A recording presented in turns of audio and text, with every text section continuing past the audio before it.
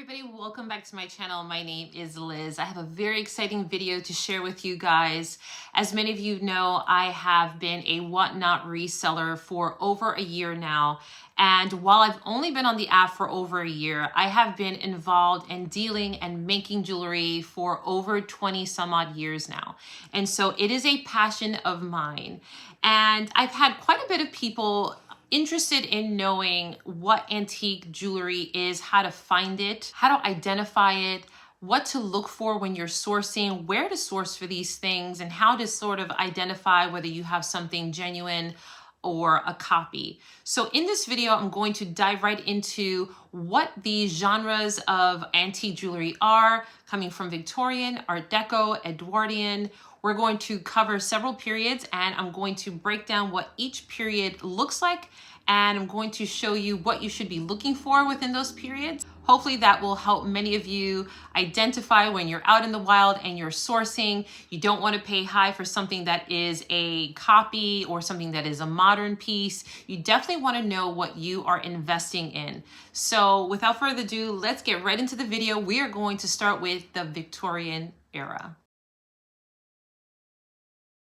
The Victorian era was from 1837 to 1901. The jewelry was made during the reign of Queen Victoria. And during that time, a lot of jewelry was influenced by her personal taste and style. This style was deemed the Romantic era, and the reason being is because during that time there was a very romantic sentiment in society. So a lot of the motifs that we see in Victorian jewelry are floral patterns, hearts, hands, things of that nature. And some of the materials that were used were precious metals such as sterling silver, gold, even steel. A lot of the more popular gems that were used during that time were diamonds, emeralds, rubies, and there were several others, but mainly the top stones that we've seen in Victorian jewelry. Another gem that was really hot and popular in the Victorian times was paste jewelry. Now, paste jewelry is a imitation gemstone. It was handmade. It's also called strass glass, and it started back in Europe in the 1700s by a man named Mr. Strass. And he developed this process of using pulverized lead mixed with pigments to replicate what real rubies and emeralds and diamonds would look like. And a lot of the upper class people in society, even royal families, would have their jewelry pieces made out of paste so that if they were ever traveling, if there was ever a robbery, they would be protected from their real gems. They would be kept in a safe. So paste jewelry has really been something that as of lately is coveted. It is really collectible and it is very expensive. Now, paste jewelry started in the 1700s and ended somewhat in the mid to late 1930s. Paste was handcrafted and was made to sparkle and look just like the real deal. So how can we identify Victorian jewelry? We are out in the wild and we are searching for Victorian jewelry. What do we do? What are some of the characteristics that we are looking for when we are looking at Victorian jewelry? First and foremost, you want to look at the piece and you want to already have somewhat of an understanding of what Victorian jewelry should look like. So one of the first things I do when I am observing a Victorian item or any kind of antique jewelry is you want to look for hallmarks. My first go-to is to look for a stamping of some kind, whether it's a stamping on the metal of it being a precious metal, sterling or gold, or I'm looking for a maker's mark on there. Not every Victorian piece of jewelry you will find any marks. So this is where you would have to develop a trained eye, and you would have to use some testing maybe on your own part if you are able to buy kits and keep them at home and do an acid test, or you have a presidium. I will put in my description box some of the tools that I use to help me identify precious gemstones as well as precious metals. So that is one of the first things that I'm looking for. I'm looking for marks. Now, when I'm holding the piece in my hands, I am able to feel quality. There is something that is true about older jewelry. The weight of it will definitely be one of your clues. You won't feel anything cheap. All the jewelry pieces were so well made. So when we are looking for Victorian jewelry, we're looking for the hallmarks, and we are also checking for the quality, the overall construction. We're looking for any motifs that would have been popular in Victorian times. We're looking for floral patterns. We're looking for hands, hearts, anything that deemed romantic. There's also another characteristic of the Victorian time, which was mourning jewelry. So whenever you see black cameos or hair lockets, anything that was repousse or high relief, those were also types of jewelry that were very popular in the Victorian era. So there were decades that were split up where there were transitions in the style and the taste of the Victorian jewelry, but still very sentimental. It had a lot of sentimental value. Another clue that you want to look for when you're identifying if it's something Victorian is you want to make sure that the materials used line up with what they used in the Victorian period. So you are looking for the precious metals, the precious stones, the overall motif, the quality, any hallmarks. And that's going to ring true for every other era that we're going to talk about, guys. But every era changed. And so by understanding what the look was, you can actually just use a simple Google search, guys, and look up Victorian pieces, and you can sort of get the idea of what those styles look like. Something else I want to add when you're looking at jewelry is the clasps. Clasps are a very good telltale sign if something is old. Now, there is a whole category about that, and I will go into that in another separate video about what period did these clasps start with and when did they end and how did they transition through the decades. And C clasps are normally the oldest types of clasp for a brooch. So when you are looking at brooches, when you are looking at the back here, let's see if I have one here.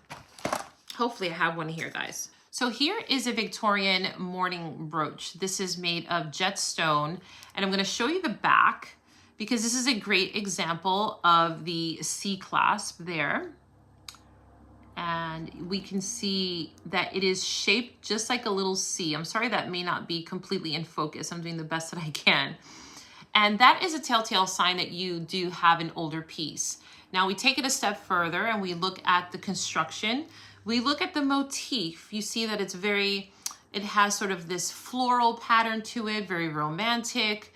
We are also looking at the much older construction. This is not construction that you would find made today in brooches. We could also see some obvious wear. So a lot of these are sort of my clues, right? When I'm picking up a piece of jewelry, I'm looking for clues. I'm going to pick up something a little bit more modern so that you can see the difference of the construction here. Let's grab this piece here. This is just a vintage brooch. Beautiful, but it's not Victorian. And we can see the very obvious difference of the construction here. It is a twist. I forget the formal name of this, guys, forgive me. You twist it. It's just your standard clasp where you twist it. There's no pin stop or anything. This has a bail. So this is a much newer, probably 1960s or 70s construction on this piece versus a C clasp, simply but yet well-made item. And so we're looking for hallmarks, we're looking for the motif, we're looking for the weight of the quality of the item, and we're also looking at the overall materials used there. Is it precious? Is it semi-precious? All of these things will be your clues for Victorian jewelry. We're going to talk about is Art Deco. My personal favorite jewelry to collect is the Art Deco period. And the Art Deco period started in 1920s to the 1930s. Think Flapper Girl, but what exactly is it? So what are the characteristics we want to find in Art Deco jewelry? In Art Deco jewelry, we are looking for geometric shapes, symmetry, and bold colors. A lot of the Art Deco jewelry had influence from ancient Egypt, Aztec, and even Asia. A lot of those styles you will see throughout the Deco period in jewelry. Some of the craftsmanship that you would see in Art Deco should be filigree, milligrane, and even intricate settings. So I have one here. Let me show you, for instance. This is a great example. This piece here is a fabulous Art Deco. This is genuine carnelian, sterling silver, paste brooch. And here we have the back construction. So now let's get into how do we really identify this as true Art Deco. So one of the first and foremost things is to always look at the overall motif. Okay, now it does take a little bit of time, guys. I'm sharing what I know with you. I'm not an expert in any of these fields. This is what I know, what works for me, and I'm passing it down to you guys in hopes that you will learn a little something. It's not hard. Don't be intimidated by it. Everything is pretty much on Google, so you can do your own due diligence and do your own research. In fact, I expect you to dig a little bit deeper. I'm always learning every single day. There are people way more experienced than I, and I absolutely adore learning and soaking in as much as I can. But when we are looking at an Art Deco piece, we have to already come with an understanding of what that motif look like. I can instantly know when I see this that this is an Art Deco piece. Why? The hard lines, the geometric shapes, or we see the round circle. We see the very bold color of the orange carnelian. We are looking at the precious metal of the sterling. And for every sort of era, we are also going to always be looking for a hallmark. We're going to look for a stamping of sterling or 925 or a hallmark from the maker. We are also looking for we're looking at the pin and the construction. Every pin you see throughout decades will change. So this one has a very long, it even extends out. That's another little telltale sign. When you see those very long pins that stick out, you know you have an older brooch. So this is a great example of an Art Deco piece. We definitely have a lot of, I have an older, this is a Czechoslovakian belt buckle from the Art Deco period. And this is another great example of seeing those lines, those strong lines, the bold colors used. And another characteristic of any old jewelry is wear, guys. You know you have an older piece when you can see genuine tarnishing on the piece, genuine patina. And here we have it stamped, made in Czechoslovakia. We are going to discuss Art Nouveau. What is it and what are the characteristics, what materials we use, and how do we identify true Art Nouveau pieces in the wild?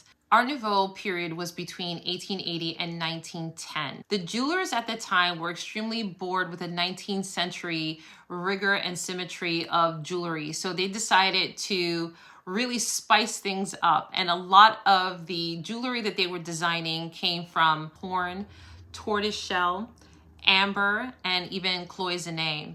And the characteristics that we see in Art Nouveau are very, I would say, very feminine. So you're going to see a lot of flower buds and stalks and tendrils and flora and fauna, female figures. And we see a lot of that stemming from the Art Nouveau period. The color palette was also rich, but it also had muted earth tone colors. So when we're looking at Art Nouveau jewelry, we want to take in consideration the palette that they used. The materials that they used were mainly iron, glass, pewter, and even some ceramics. So we'd see a lot of the cloisonne. Cloisonne is made from ceramic. So we're out in the wild and we're looking at a piece and we don't know if it's Art Nouveau. We think it's Art Nouveau. We're not sure if it's Art Nouveau. How do we tell? Well, just like all the other decades, you're going to first and foremost start with looking for hallmarks. You're going to look for a clasp. You're going to look at that clasp and you're going to start by identifying how old that clasp is. I have a piece here. This is a beautiful Art Nouveau sterling silver necklace. It's made of genuine amethyst, and it is sterling silver. So when I'm looking at this piece, I'm looking at the overall construction. And with some time and some study, you can train your eye to know that some of these shapes of the craftsmanship of the jewelry, you know, it should already scream to you that that's an Art Nouveau piece, that's an Art Deco piece, that's a Victorian piece. It won't take that long to identify it, guys. You can start seeing it repeats itself. You start to see these styles and it starts to stick eventually. So when I looked at this piece, I instantly knew it was Art Nouveau. And then what I'm looking for next is any maker's mark. This has a maker's mark. It is marked Gervan, and I am not too familiar with this name, so I have to actually do a little bit more research. But as I was saying earlier, you're looking at the clasp here. And here we have a shepherd's hook there that just attaches to the next link. Here's some other examples of more Art Nouveau style that you will enjoy seeing, and you can kind of really get the gist that this is really, really Art Nouveau by looking at the motifs, looking at the color palette, and seeing the very feminine fluidity of the Art Nouveau period. Okay guys, so I think you're getting the hang of it, that it's pretty much true to any decade that you're looking at. You're looking to check the clasp, hallmarks, the materials used, and with just some simple researching of those decades and periods, looking at Google Photos, you can start to really train your eye to see what those jewelry pieces look like within those decades. And you'll learn a great deal when you're out in the wild. You can easily spot an Art Deco piece. You can easily spot a Victorian piece. So this is the last decade that I am going to be sharing, and that is the Edwardian period. The Edwardian period was from 1901 to 1910. This jewelry was categorized by delicate and intricate design, such as they use a lot of fine materials such as platinum, diamonds, and pearls. The key features that we see a lot in Edwardian jewelry is the filigree, the milligrane work, and we will see motifs such as bows, ribbons, and even garlands. The style was extremely intricate and delicate. A lot of the things that were very favorite at that time were sparkling tiaras, lavalier necklaces, and even very intricate filigree work on rings. How do we identify an Edwardian piece? What are we looking for if we have one or we want to find one? Well, one of the first and foremost things is to really identify with the motifs that I've explained earlier. We are looking for motifs such as bows, ribbons, garlands. We are looking for lavalier necklaces, the craftsmanship of filigree and milligrane work in the jewelry. We're looking for precious metals. Not always, but the better stuff is always going to have sterling or gold or platinum. Okay guys, so this is the end of the video. I want to thank you guys for watching this video. If you enjoyed this video, give it a thumbs up. And if you haven't already, subscribed to this channel. I'm going to be sharing a lot more of vintage jewelry education. There are a lot of people who have come to me who want to learn how to use whatnot, and I will do a separate video on that. I thought I was going to combine those two, but I think it was just too much information for this video. So I'm going to do a part 2, and it's going to be all about how I started on whatnot, how I got to where I am, and all the tips, tricks, and all the ugly things in between, and buying and selling and all that good stuff. So if you definitely have an interest in starting a whatnot account, and you've been really thinking about selling and you just haven't taken the leap of faith yet, just wait for the next video. I'm going to go into great depths about it, and I think it's going to be extremely resourceful for you guys. I think I have a lot to say. I have a lot to talk about. So you definitely want to subscribe to this channel so you're getting notified when all my videos come up. And I want to thank you guys for taking the time to watch this video all the way to the end. If you did, you guys are the real ones. Thank you so much. So thank you again, guys, for watching, and I'll see you in my next video soon.